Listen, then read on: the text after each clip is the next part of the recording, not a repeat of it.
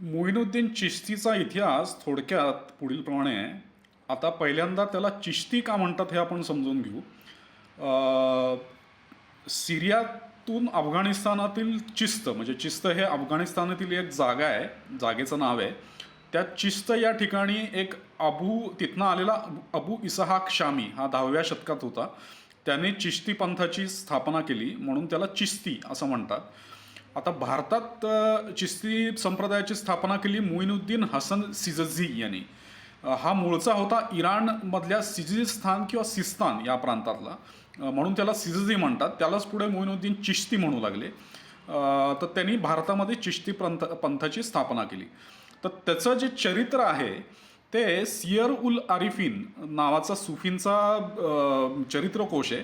त्याच्या फारसी पाठ पृष्ठ क्रमांक 4 ते 13 आणि उर्दू पृष्ठ क्रमांक 1 ते 15 याच्यामध्ये येतं.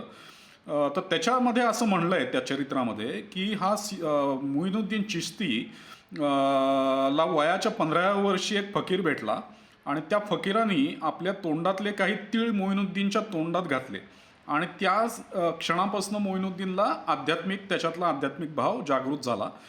आणि त्याच्यानंतर तो सुफी धर्मप्रसारकांना भेटत धर्मप्रसार करत गझनीहून लाहोरला आला. त्याला भारतामध्ये मोहम्मद घोरीचा जो गुलाम होता कुतुबुद्दीन ऐबक, तो दिल्लीला राज्य करत होता. तर तिथनं लाहोरवरनं मोइनुद्दीन चिश्ती हा दिल्लीला आला आणि दिल्लीला तिथं खूप लोकांची वर्दळ वाढायला लागली म्हणून तो दिल्लीहून गेला अजमेरला.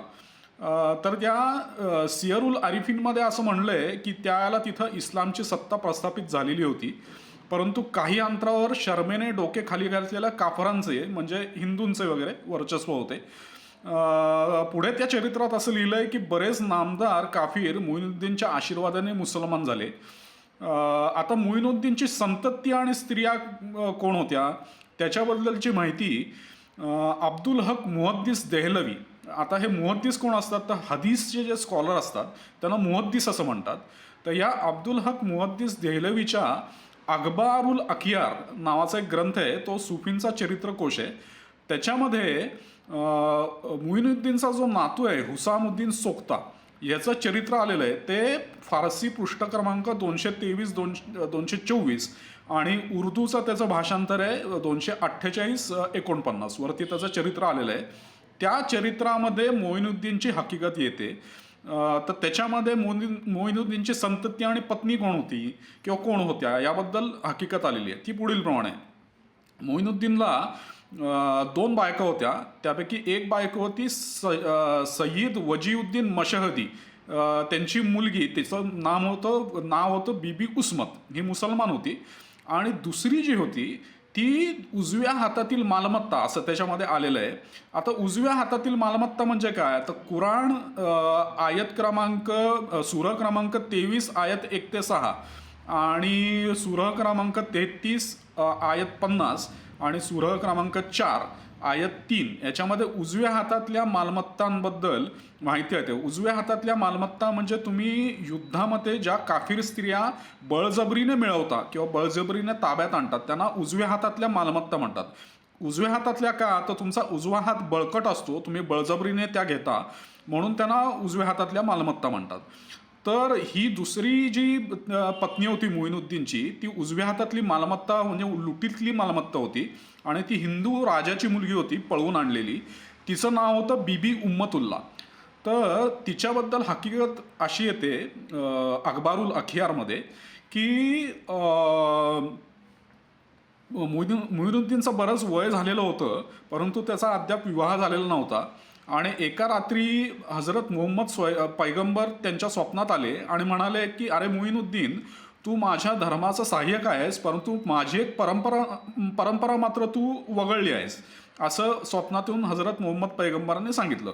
योगायोगाने त्याच रात्री मलिक खत्ताब नावाच्या मोइनुद्दीनच्या शिष्याने त्या भागातील काफिरांवर हल्ला केला आणि तिथल्या एका हिंदू राजाची मुलगी त्याच्या हातात सापडली.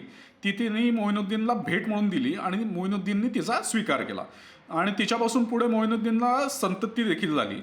ह्याचा उल्लेख हिस्ट्री ऑफ सुफिझम इन इंडिया नावाचा एक ग्रंथ आहे.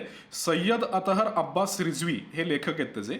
त्याच्या पहिल्या खंडामध्ये पृष्ठ क्रमांक 124 वर सुद्धा याचा उल्लेख आलेला आहे.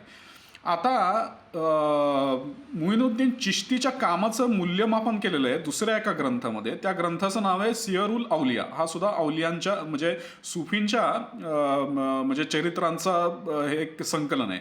त्याच्या फारसी पृष्ठ क्रमांक 47 आणि उर्दू पृष्ठ क्रमांक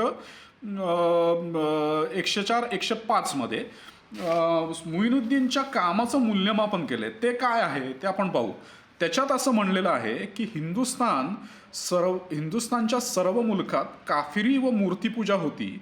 खरोखरच धर्माचा सहाय्यक असलेल्या श्रद्धावंतांच्या त्या सूर्याचे म्हणजे मुइनुद्दीन चिश्तीचे पाय पडताच या मुलखातील अंधार इस्लामच्या प्रकाशाने चमकू लागला. त्याच्या तलवारीने काफिरत्वाच्या स्थानात म्हणजे दारुल कुफ्रमध्ये मशिदी, मेहराब व मिंबर आहेत. जिथे अनेकेश्वरोपासकांच्या घोषणा होत्या तिथे आता अल्लाहू अकबरची घोषणा आहे. या मुलखात जो कोणी मुसलमान झाला तो कियामतच्या काळापर्यंत मुसलमान राहील. त्यांची अपत्ये पिढ्यानपिढ्या मुसलमान राहतील. कियामतच्या दिवसापर्यंत जो समूह इस्लामच्या तलवारीने दारुल हर्बमधून दारुल इस्लाममध्ये येईल त्याचे पारितोषिक शेख उल इस्लाम मुइनुद्दीन हसन चिश्ती म्हणजे चिश्ती यांना प्राप्त होईल. आता याच्यामध्ये जे म्हटलेलं आहे की जे मुसलमान झाले ते तलवारीच्या धाकाने झाले आणि जे कोणी होतील ते तलवारीच्या बळावर होतील. हे खूप महत्त्वाचं आहे. हे जे मुइनुद्दीनच्या चरित्रामध्ये जे आलंय ते